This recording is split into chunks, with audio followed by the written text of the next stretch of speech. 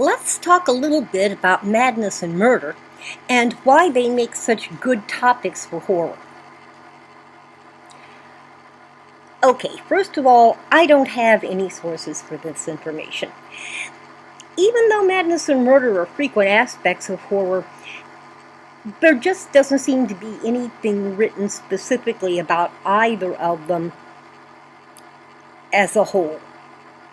Most likely there aren't any articles on it because the horror of madness and murder are pretty obvious. Still, I think it's a good idea to discuss some of the characteristics of those aspects in approaching our works. But you don't have to use citations if you use any of the information in this presentation in your paper. Yeah, there's a way to cite class lectures and PowerPoints in MLA, but it's a lot more complicated than I think undergraduate students should have to deal with. And after all, since I'm the one grading the paper, I'll know where you got the information and why there isn't a citation, so you're in the clear.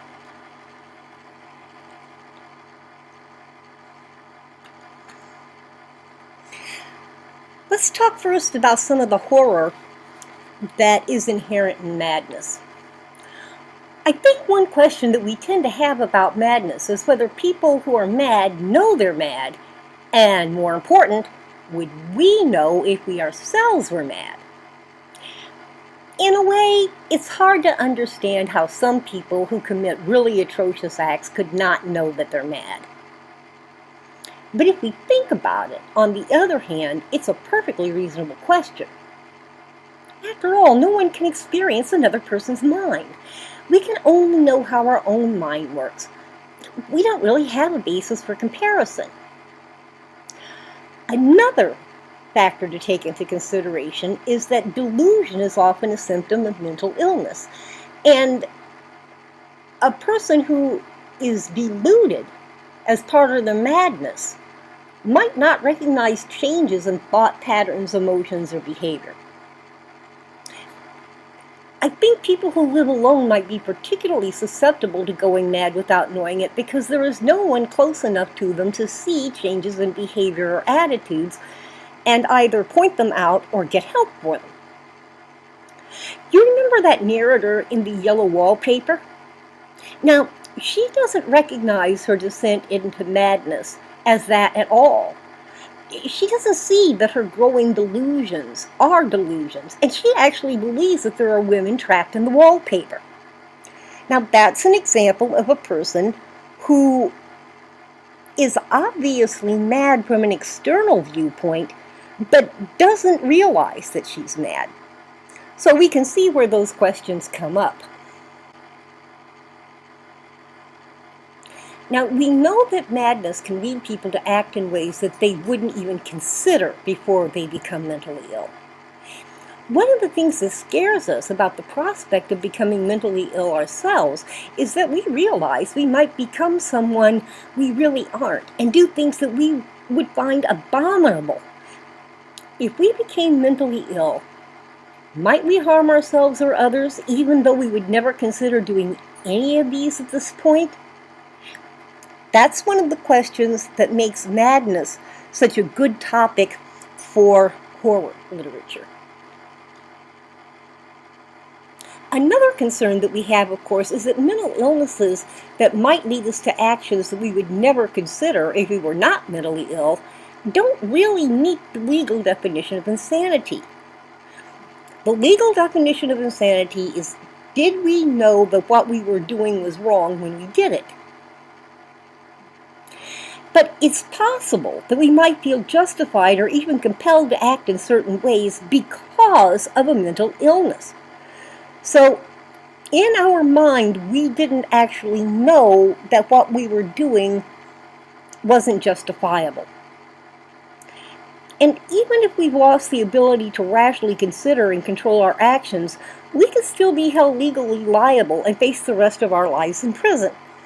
And that's a very frightening thought, too, that makes madness such a good topic for horror. But of course, other people's madness is also a source of horror, right?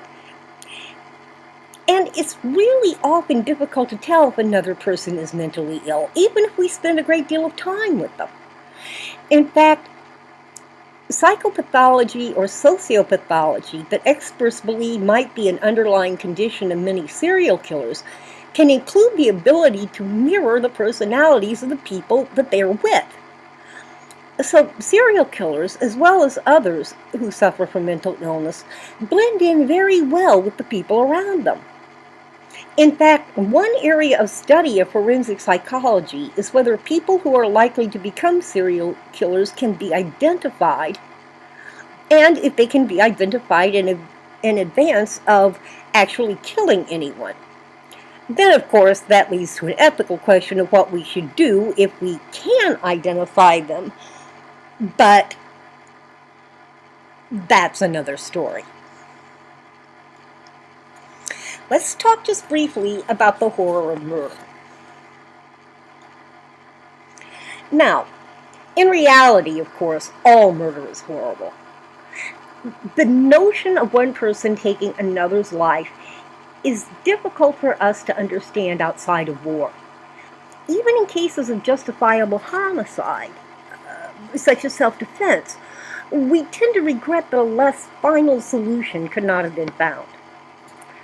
But not all murders are really good material for horror fiction. Of course, a good horror writer can create horror through his or her writing in and of itself, but generally the murders in horror fiction have a unique characteristic that sets them apart. One type of murder that lends itself to horror is murder without motivation. While we might not be able to forgive it, we can at least wrap our minds around murders that are committed out of rage, jealousy, greed, revenge, or some kind of an emotion that we can understand.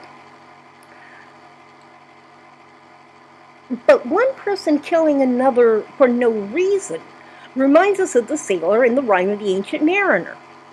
Remember, the sailor shoots the albatross for no reason at all. In fact, the albatross had brought good luck to the ship and seemed to be particularly fond of and even loved the sailor who ends up shooting it. The killing is so stupid that we have problems really feeling sorry for what the sailor goes through after he shoots the albatross. The needless death of the innocent is difficult for a feeling person to accept, even if it's by accident, and it becomes horrific if the death is both pointless and intentional.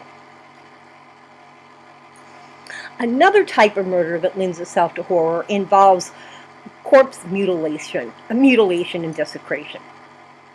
As far back as ancient Greece, corpse mutilation and desecration had been seen as so horrific that people would go to extreme measures to avoid it. In fact, it's one of the motivations that leads Medea to kill her own children. The first modern American serial killer, Ed Gein, who was active in the 1950s, actually killed only 2 women. But what horrified America was that his house was filled with skulls used as bowls and things like a woman's suit that he was making for himself out of women's skin.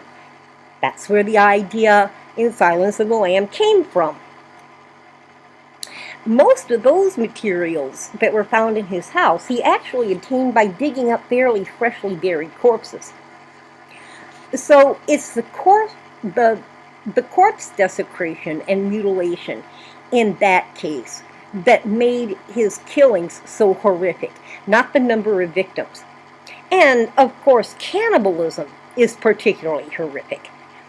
Even when people are forced to commit cannibalism to simply avoid starvation, we find it repellent and have problems contemplating it.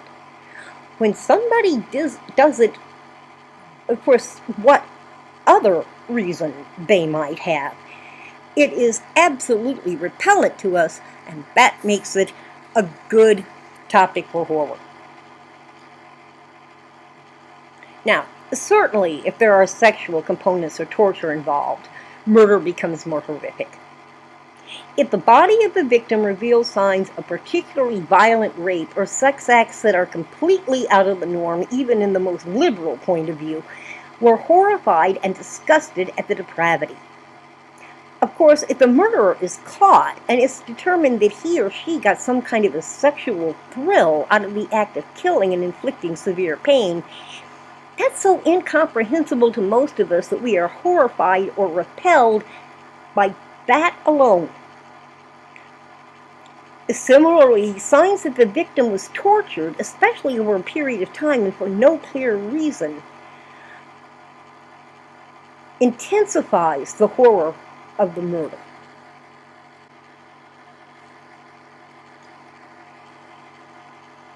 Of course, of all murders, those that are committed by serial killers might be the most horrific. For one thing, most of them tend to combine all of the other horrific factors we've already talked about.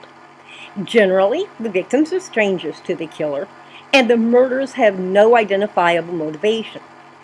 Very often, the corpse is mutilated, or at least buried in some kind of horrific manner or tossed aside like garbage. The bodies are sometimes partially eaten, and the killer might even keep body parts in his or her house as souvenirs. Often there is evidence of brutal, vicious, repeated rape or other sexual activity that is beyond anything acceptable to even the most open-minded among us. And some victims are held captive and tortured for a period of time prior to the actual murder. Perhaps scariest of all is that the FBI estimates that there are about 50 serial killers active in the United States at any given time, and the vast majority of them are never caught or even suspected. And because those who have been caught appear no different from anyone else, we know that it is possible that a neighbor, a co-worker, or even a member of our own family could be torturing, raping, killing, and even eating people for years without detection. Scariest of all is that because there is seldom any connection between a serial killer and his or her victims, he could become a target just by walking down the street or even just by posting on Facebook. Well, with that cheerful thought, I'll leave you for now. Hope I didn't depress you or scare you too much with this video, but unfortunately that is the nature of the topic we're talking about. You know, of course, that if you have any questions, all you have to do is drop me an email through Canvas, and I'll get right back to you. We'll get together again soon, and in the meantime, try to get out and enjoy yourself and cheer yourself up after talking about this rather depressing topic.